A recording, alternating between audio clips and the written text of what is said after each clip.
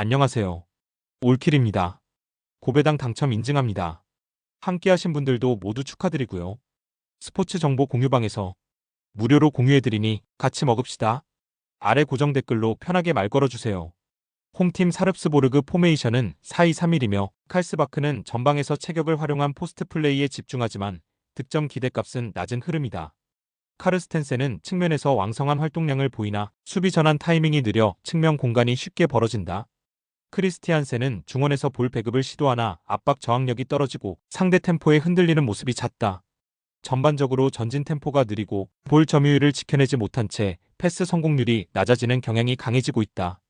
홈에서도 수비 간격이 무너지는 장면이 자주 나오고 있으며 경기 후반에는 박스 수비 집중력이 급격히 낮아진다.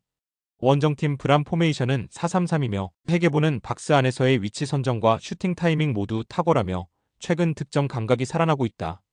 피네는 중원에서 넓은 시야를 바탕으로 전개 속도를 끌어올리고 템포 조절에도 능한 자원이다. 구드문드손은 전방에서 압박에 능하며 이선에서의 침투 타이밍으로 상대 수비 라인을 흔드는 역할을 수행하고 있다. 브라는 전반부터 빠른 전개와 유기적인 압박 타이밍으로 경기를 휘어잡으며 중앙에서 템포를 끊지 않고 좌우를 활용하는 전술적 완성도가 높다. 특히 원정에서도 수비 라인을 높게 유지하며 과감하게 점유율 싸움을 시도하는 데 능하다. 브라는 측면과 중앙을 동시에 공략하며 경기 흐름 전체를 자신들의 템포로 끌고 간다. 반면 사릅스보르그는 중원 압박에서 약점을 드러내며 수비 블록 무너짐이 반복되고 있다. 브란이 공격 템포를 유지하는 한 사릅스보르그가 이를 버티긴 어렵다.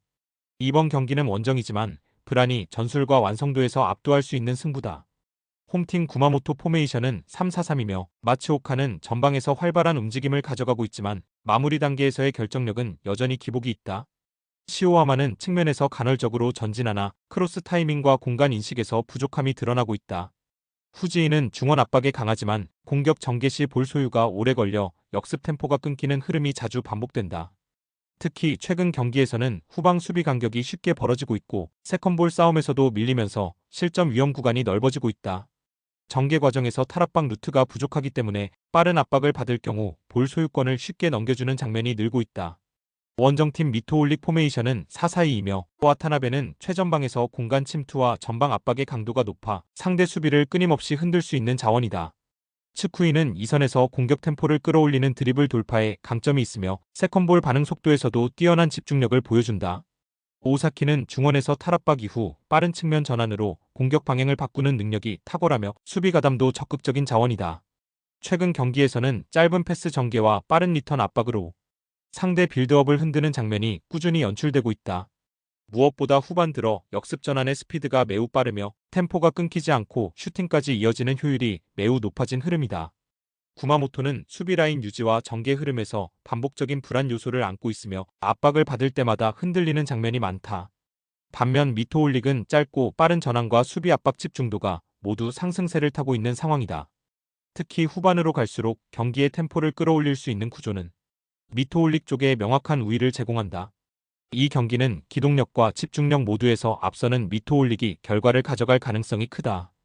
홈팀 토트넘 포메이션은 4-2-3-1이며 히샬리송은 문전 앞에서 침투 타이밍과 움직임이 날카로운 피니셔다. 손흥민은 좌측에서 폭발적인 스프린트로 수비 라인을 무너뜨리며 후방 빌드업을 앞선 템포로 연결하는 데 핵심 역할을 수행한다.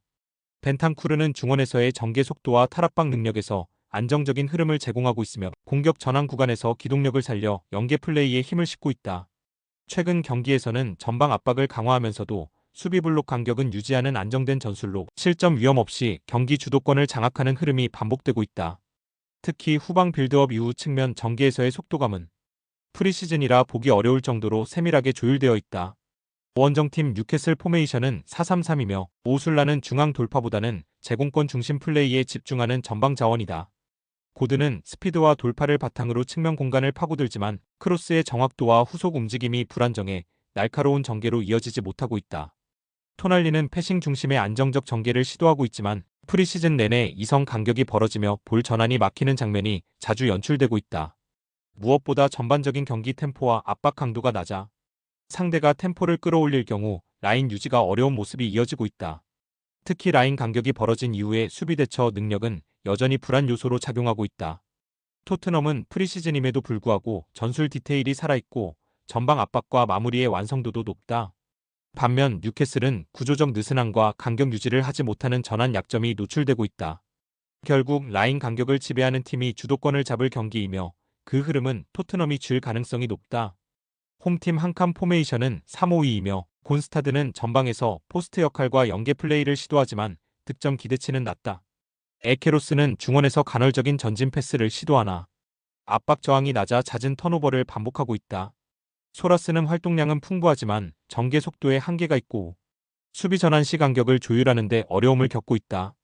한캄은 전체적으로 라인 간격이 벌어지는 흐름이 강하고 수비 진영에서의 커버 플레이가 느려 상대 전방 압박과 템포 전개에 쉽게 밀리는 구조를 반복하고 있다.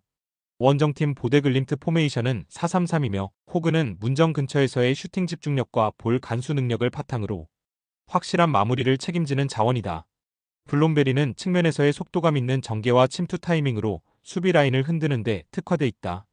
살트네스는 중원에서 공격 전개와 탈압박을 동시에 수행하며 전술 흐름의 중심을 잡는 핵심 자원이다. 보데글림트는 공격 시 중원을 빠르게 거치며 양 측면과 중앙을 번갈아 공략하는 전술 유연성을 갖고 있으며 특히 후반에도 체력 유지와 압박 강도가 안정적으로 유지되는 팀이다. 보데글림트는 유기적인 전개 구조와 강한 압박 타이밍으로 상대를 지치게 만든다. 반면 한캄은 중원 커버 능력과 수비 응집력 모두 불안한 흐름이다. 이 경기는 후반 갈수록 체력 차이와 완성도의 격차가 뚜렷해질 것이다. 보데글림트의 흐름 지배력이 결국 승부를 갈라놓는다.